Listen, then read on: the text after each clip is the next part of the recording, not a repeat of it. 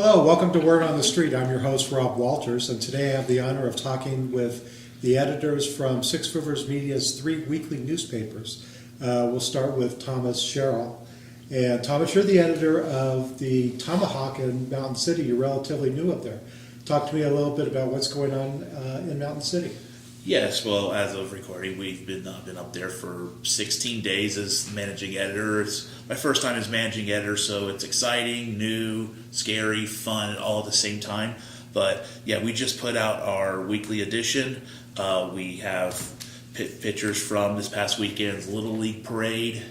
We had over 20 teams march down Main Street in Mountain City, and they went and they played ball, and we made sure we got photos of all the teams in this week's paper and all the names, and that was a big addition for us, and hopefully the parents and grandparents and relatives of those players find their kid's name and they cut it out, put it in the refrigerator. But besides that, we had Johnson County High School, student named as Tennessee Future Farmers of America officer. They were very proud of that, and they shared that with us, and we were able to put that on our front page. We had a 300-year-old oak tree that was destroyed during Hurricane Helene, and now locals are working to find a way to honor that tree, and they're looking to carve it up and sell it. And also, we covered Mountain City Town Council last week. Me and our new reporter, Lily Russell, we both wrote some stories from that meeting and about fee rate increases. We got some employee raises, and just it was a long meeting that went several hours, but we felt like that we've helped inform the citizens of Mountain City what is going on with that, and we will continue to do that going forward. And so that's our front page this week. Great. Marina, what's going on in Jonesborough? Yeah, it's a small town, but there's no shortage of stories. I've said that for a long time. So I'm the managing editor there. I started as a reporter in Jonesborough for several years there, and then came back to be the managing editor. So recently we said farewell to our president of the International Storytelling Center. He's emeritus, but he had started the festival that everyone knows about, the National Storytelling Festival. So he passed away, sadly, and we're kind of looking for ways to honor him, and some things are coming up in town, so we're definitely doing features on that, talking to some of his old friends, and kind of looking back on the legacy that he really left. Apart from that, we are, of course, continuing Helene coverage and recovery. That's been a big thing for us in Jonesborough, and probably for all three of us, really, in our coverage areas. Washington County, the southern part, was definitely hit hard. And so I've been out doing some interviews with folks and talking to our long-term recovery group just about what they're doing, what needs are still there, and how, like, the needs have changed. You know, they haven't gone away, they've just changed a little bit. You know, for example, they're thinking now, you know, how are we going to grow any grass or any sort of crops in our fields? There's sand everywhere. You wouldn't believe how sandy it is, and how much silt and just a lack of dirt. It's odd, but kind of thinking about those needs and just continuing to kind of tell their story from their perspective, and not forgetting about those folks. So it's been a lot of Helene coverage, kind of just thinking a little differently, like testing the soil. We've got a great story on our front page this week about, the UT Extension Office talked to us a little bit about how the soil has changed and what has grown well from what they can tell and what hasn't. So it's been interesting to kind of take that look. So that's kind of what we're working on right now. Great. Marina Waters is also the editor of Tri-City Scene. You pull double duty. Can you talk a little bit about that? I sure do. Tri-City Scene is our entertainment guide that comes out in print in the 2 daily papers. That would be the Kingsport Times News and the Johnson City Press. And, of course, all of those stories go across all of our online websites, things like that.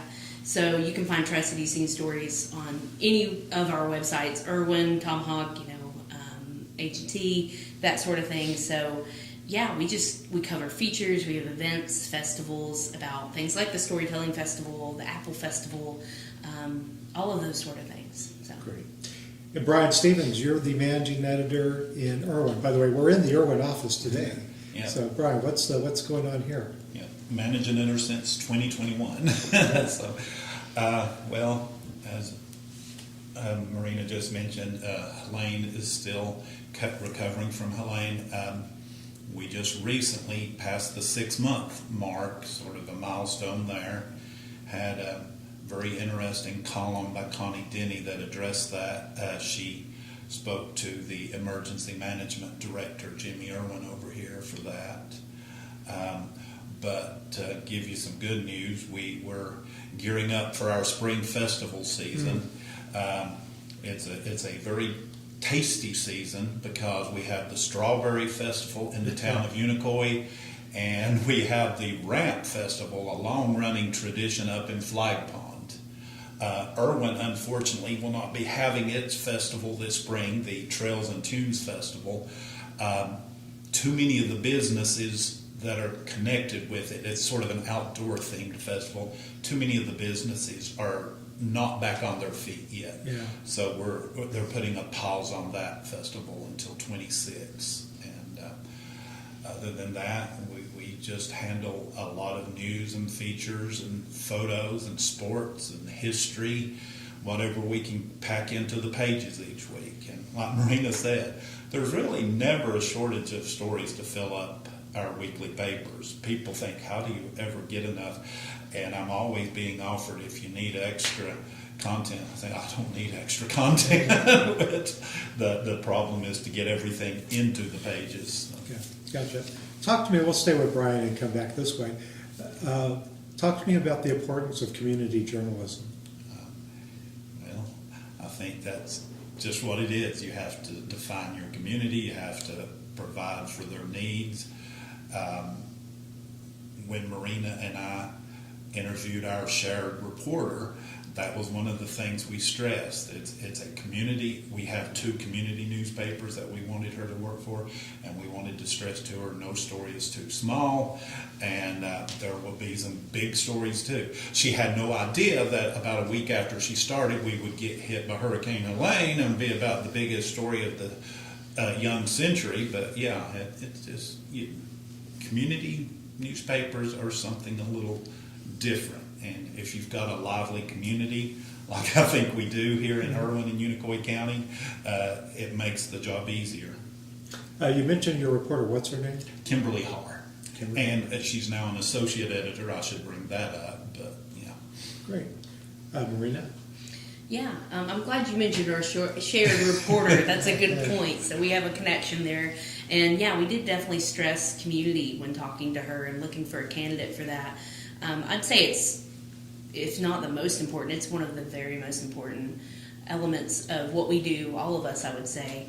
I always say there's something a little special, a little different about some of the weeklies. I think weekly papers do a really great job of really having that community element in your paper. You see faces and, like he said, no story's too small. You've got stories about a man driving his antique tractor for the first time in years across a field. That was one of my favorite stories when I was a reporter in Jonesborough, and that really, those kind of stories really stick with you, and I think too, apart from the feel-good stories and that kind of thing, there's an importance of attending meetings, and that's a big reason of why we do this. Not so much just meetings, but to tell people what's going on in their town and ask the questions that people aren't asking, that other people wouldn't ask.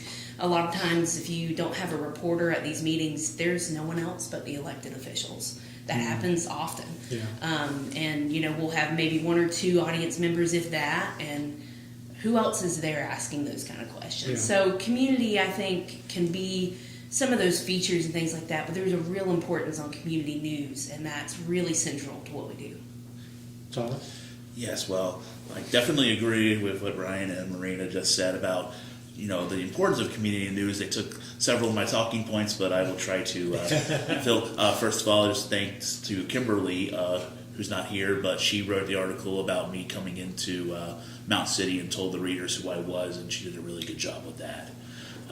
So in my job as managing editor for 2+ whole weeks now, I've been trying to learn about Mountain City and Johnson County, trying to figure out where the news is, and there's been no shortage of it so far, and that's something I've learned throughout my career as a community journalist is there's always news to be found. It doesn't matter how big or small your newspaper is. If you go out there, you find it. And I think the important thing for community newspapers is to be out there, is to show your face in the community, is to, as Marina said, go to these meetings, ask those questions, because sometimes you cover a meeting, you're the only person there, and then that next meeting, based on your reporting, there's a full house, and there's people lining out the door if they're upset with something or they want to support something.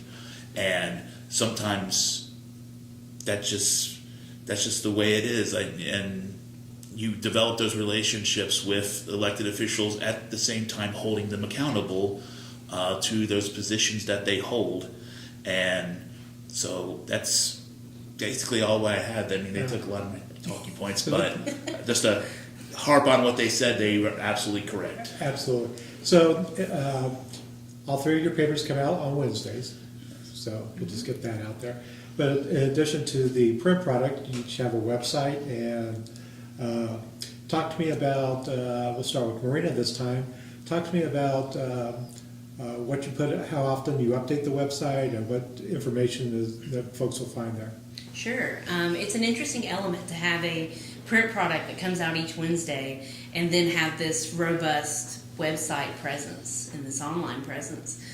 So we are changing our website every day. You'll look at it sometimes in the morning, and then in the afternoon it's different. You know, I've got different things going on that, what we call the carousel, which are the three featured items on the top of the page. And it can be anything from meeting coverage to a feature to, school board kind of happenings and things that are happening in the schools, and road construction's a big one.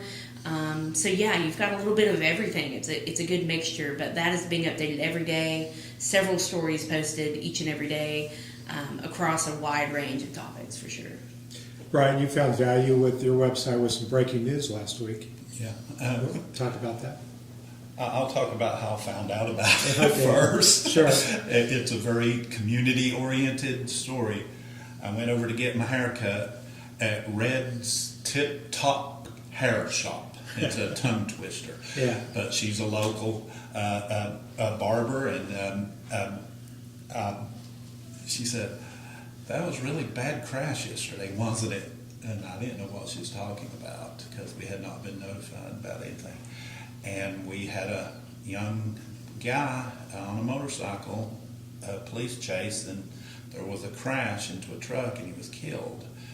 But it just shows you how you can learn about things that are happening in your community from the most unexpected of sources. Yeah. So I came back to the office and immediately mailed the town's police chief, emailed him, not mailed him, and we had it on the website the next day. Kimberly Haar, our associate editor, looked into that and was able to confirm a few details that we needed to have before we went live with it. And the story has, it has performed well. I don't take any joy in it performing well, considering what happened, right. But it has performed well, and it just shows you again the importance of knowing your community and just talking with them. And the website's been very liberating for someone who runs a Wednesday paper when a lot of the government happens on Mondays or Tuesdays or Thursdays.